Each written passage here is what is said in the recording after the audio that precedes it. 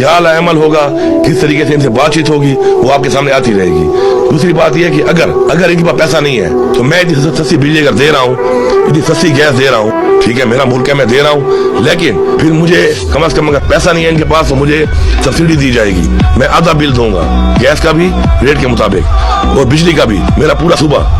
और उसके बाद ये कटौती करते रहे मेरे उन पैसों में, मुझे उससे भी एतराज नहीं है, लेकिन मुझे पैसा भी चाहिए, मुझे रिलीफ चाहिए, मुझे ये रिलीफ इनको देना पड़ेगा। ये मेरा हक है, न ये भीख है न खैरात है। मैं अपना हक क्यों ना मांगू? मेरी आवाम ने अगर वोट दिया है, मैंडेट दिया है, इमरान खान को दिया है, हमारी पार्टी को दिया है, तो इसीलिए दिया है। और अगर मैं उनके हक ना ले सकूं और उनके हक के लिए बात ना कर सकूं और हक लेके ना आ सकूं तो मेरे ख्याल में फिर कुर्सी पे बैठने का कोई फायदा ही नहीं है। हमारा मैंडेट चोरी हुआ है फॉर्म 45 के मुताबिक, इस सूबे में भी मेरा मैंडेट चोरी हुआ है, पाकिस्तान के अलावा पूरे इस सूबे में भी मैंडेट चोरी हुआ है। उसके ऊपर हम आज भी ये डिमांड करते हैं, हमारा इतवार के दिन जो है इसके ऊपर हमारा पीसफुल प्रोटेस्ट भी है कि हम डिमांड करते हैं कि इसके ऊपर एक इंडिपेंडेंट जुडिशल कमीशन बनाया जाए।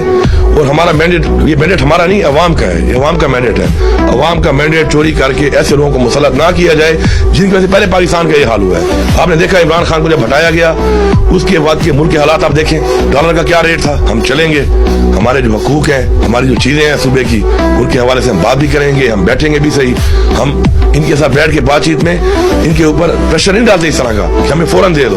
हम पाकिस्तान के हालात को देखकर, फेडरल गवर्नमेंट के हालात को देखकर इनके साथ बैठ के हमारी जो माशरी टीम है वो मामला तय करेगी। लेकिन ये कोई ना समझे कि हमें जो है वो इसी तरह ही पहले की तरह ये करके जी करते हैं और लारे लफे दिए जाएंगे। लारे शहरों में हम आने वाले नहीं है। मेरे सूबे का जो हक है, मेरी आवाम का जो हक है, मैं मांगता हूँ बाय हुक और बाय क्रुक, मुझे देना पड़ेगा। हाँ, उसके लिए बैठ के मामला तय करने को भी मैं तैयार हूँ। मैं आपके माशी हालात को देखते हुए आपको रिलैक्स करने को भी तैयार हूँ। और इसलिए मैं आपको कह रहा हूँ कि मुझे कुछ पैसे उस बात में दें, कुछ पैसे खैर है मेरी कटौती आप करें, लेकिन मेरी बिजली का जो यूनिट है वो मैं आधा दूंगा। आप पैसे काटे मेरे, कर्जा तो उतार रहे हैं आपने मेरा। इसी तरह गैस में भी आपने इतनी महंगी कर दी है, मैं 50% आपको देने को तैयार हूँ। मेरी आवाम जो है उसको आप ये फैसिलिटी और ये मैं सब्सिडी दूंगा और ये आपको देनी पड़ेगी।